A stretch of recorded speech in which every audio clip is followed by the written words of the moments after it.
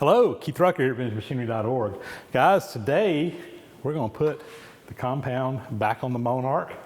Hopefully get this whole top end buttoned up.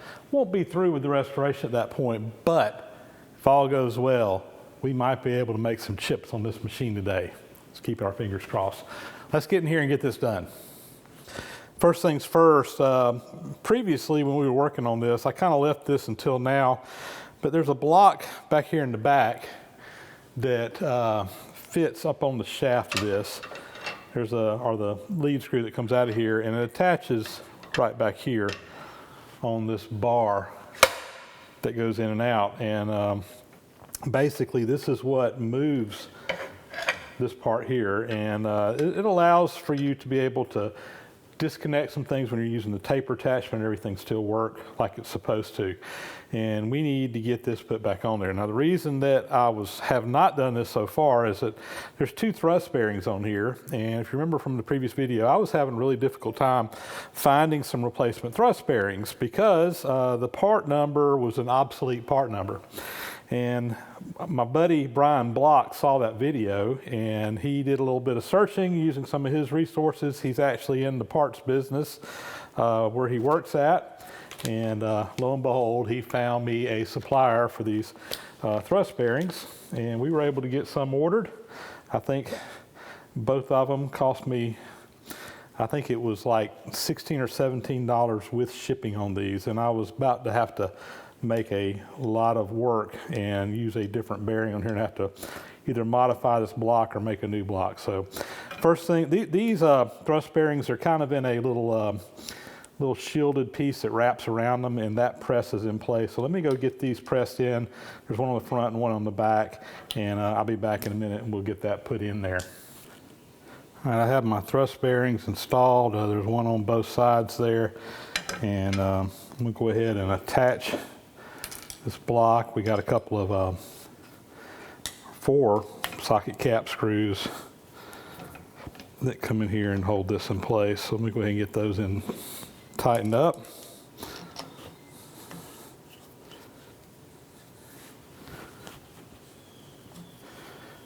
All right, go ahead and tighten these on up.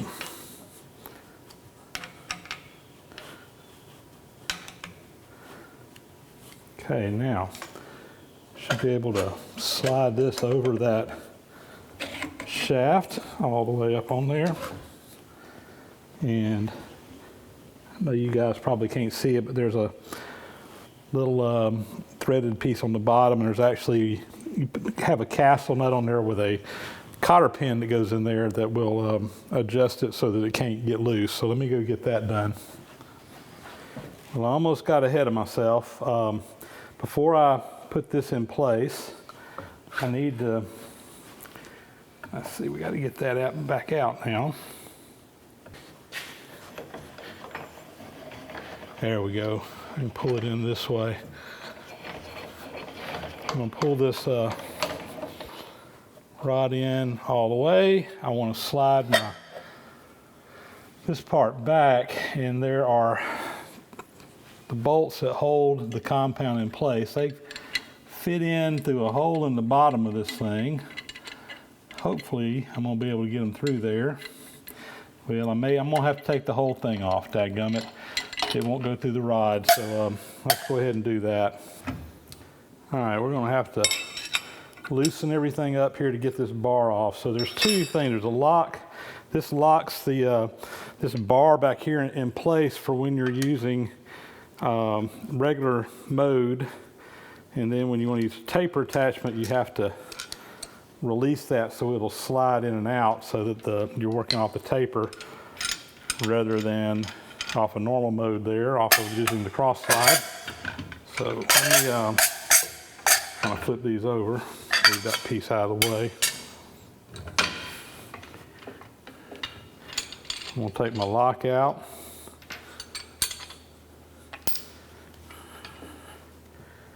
And then my nut should come off. And there's the access hole for these bolts. So put that one in. When it goes in, now I can slide it around to see it moves around in there. Bring the other one in. There we go. So those can just kind of sit in place now, and we will put this back together. So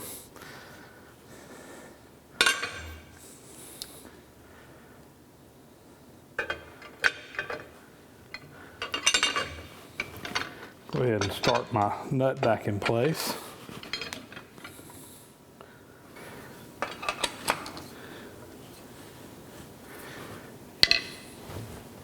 And then the clamp.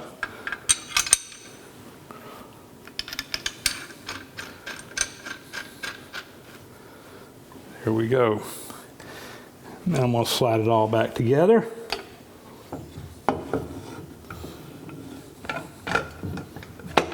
There we go.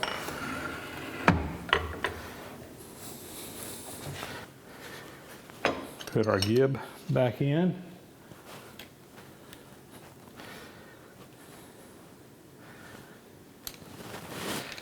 I only loosened it up on this side, so it should still be set. I should just be able to tighten that up until it locks, and everything should still be the same, because there's another screw on the other side that you can adjust that with. Okay, that's good. And now let me get. All right, we are screwing back in there. I'm bringing my rod out now. See there, now it's on that. I'm gonna lock this lock back in place. Okay. Now I should be able to put that castle nut back there on the back.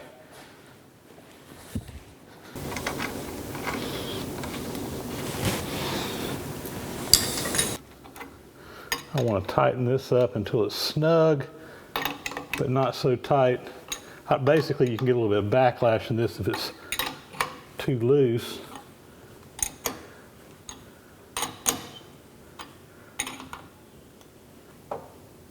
That's feeling pretty good right there. Make sure we can turn it.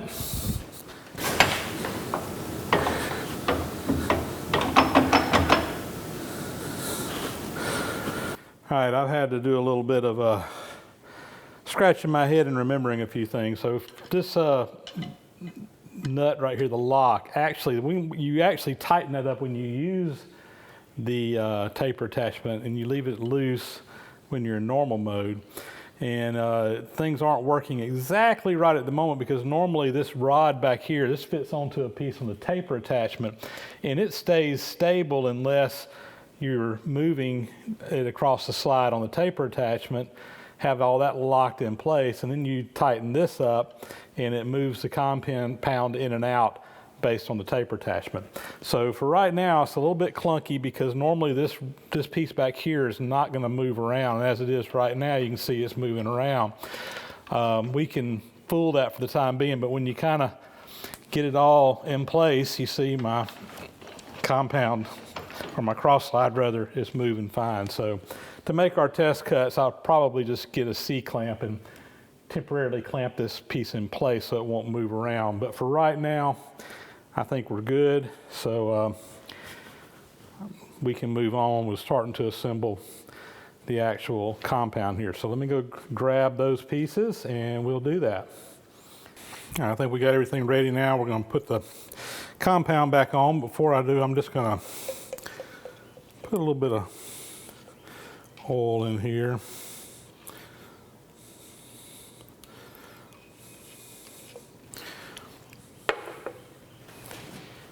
So we got a pin that I've pressed back in on the bottom that will turn in that center, and everything will ride on the scrape ways on the bottom here. We're just ground on this side, but we got scrape on grind, so we got room for our oil grooves. Get our holes lined up here. Yeah, that's nice. And then I got 2 nuts. Now, I went and grabbed 2 brand new nuts. Notice that one side of this nut is smooth. The other side, there is some lettering on there. We want to put the smooth side down so that it tightens up right.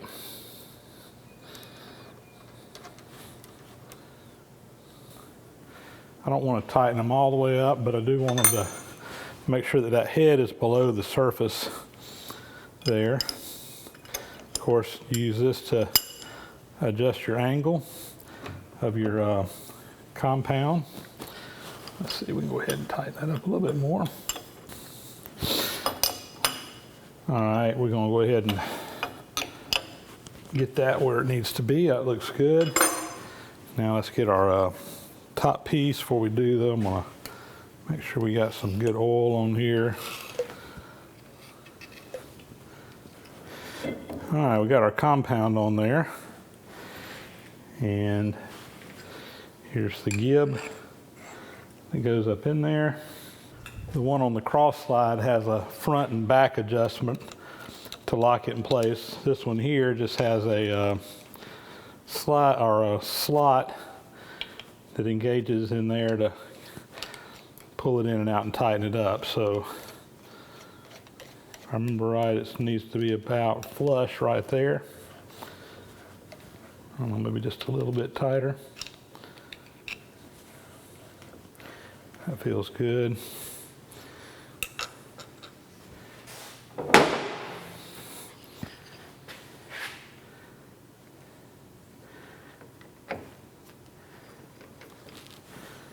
And the screw goes in. A little oil on that. I did grind the tops and the sides of these over on my surface grinder. Just made it parallel with the bottom, and I had some questions about how worn this nut is, because the nut's not replaceable in here. It's just all it's just built into the cast iron, and you know there's a little bit of side to side, but there's no real play going in and out. So I feel pretty good about it. And we got a couple of socket cap screws here that hold everything in place.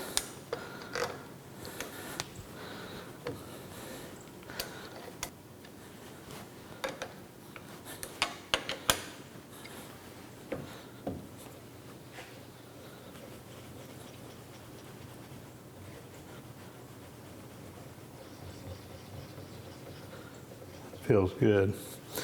Might need to tighten that gib up just a little bit more. You can access it right through that hole. Beautiful.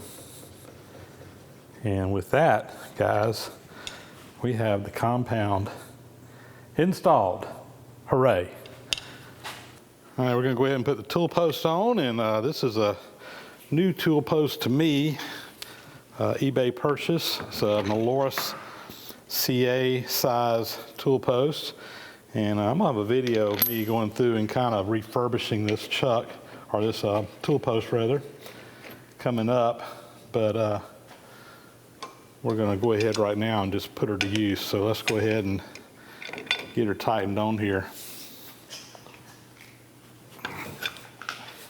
Let's put a tool in here. I am going to have to do some more modifications. I don't like the way my handles are coming out on it. I think I'm going to have to put another a shim in the bottom of this to get my wedges where I want them. I've positioned that thing everywhere it needs to be, but we'll work on that later. Right now, I want to make a test cut. Let's see if we can do it. All right, guys, I put a 3-jaw chuck on here, and I don't know much about this chuck. It came with the machine, and I probably need to go through it and rework the chuck too, but I just haven't had time to do it. But let's see what happens here. We're going to fire up the machine. All right.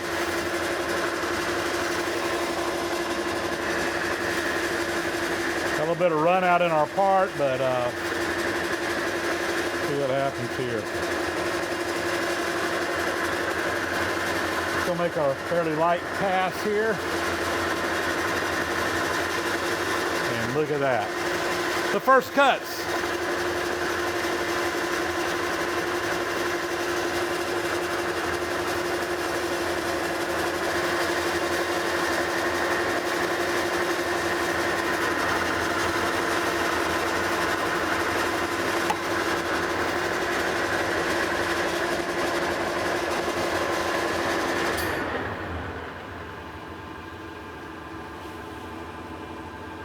That doesn't look bad, not for the first cut. I haven't done any adjusting to my gibs or anything. There's still a lot of things that probably need to be done to tune this machine in, but right out of the box, that's not bad at all. Well, there you go, the first cut on the Monarch Lathe. I'm pumped.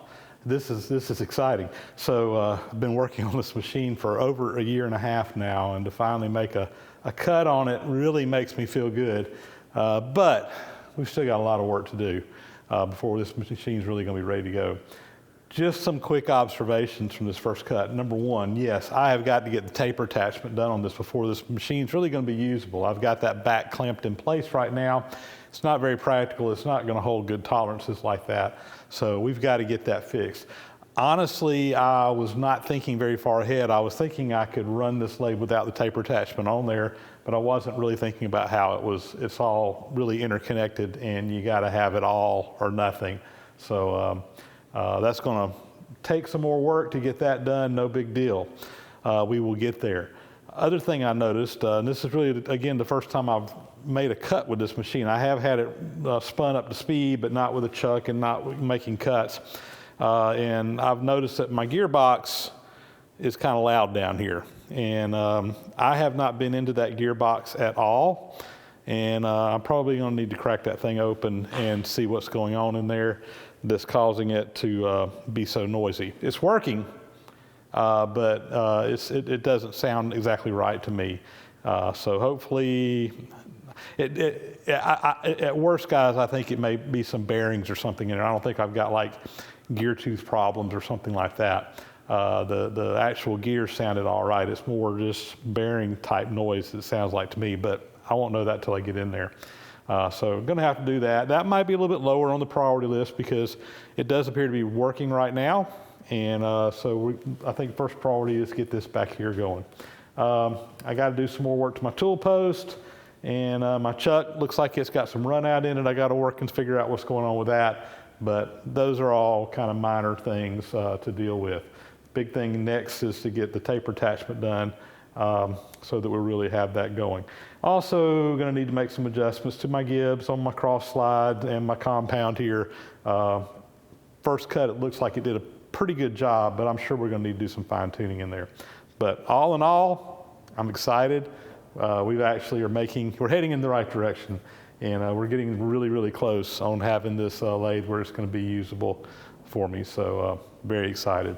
And with that, I think that's going to be a wrap on this particular episode. We're going to get on a couple other little projects I need to knock out and then get back onto that taper attachment here very quickly and hopefully get this machine back in tip-top shape where we can really make some chips on it. Once I get this machine going, I'm probably going to sell the LeBlond lathe just because they're redundant to me. These two machines are really kind of about the same size. This one's a little bit longer bed, a little bit more powerful motor, and it's just a little bit more versatile machine. Nothing wrong with the LeBlond, but I think I would rather have the space rather than the redundancy. So I'm looking forward to actually getting that done so that we can really get to work on this machine. That's going to be a wrap, guys. As always, thank you guys for watching. Leave me a thumbs up if you like what you saw. Leave me comments if you like. That's always fun. And please subscribe to the channel if you haven't already. We'll talk to you next time.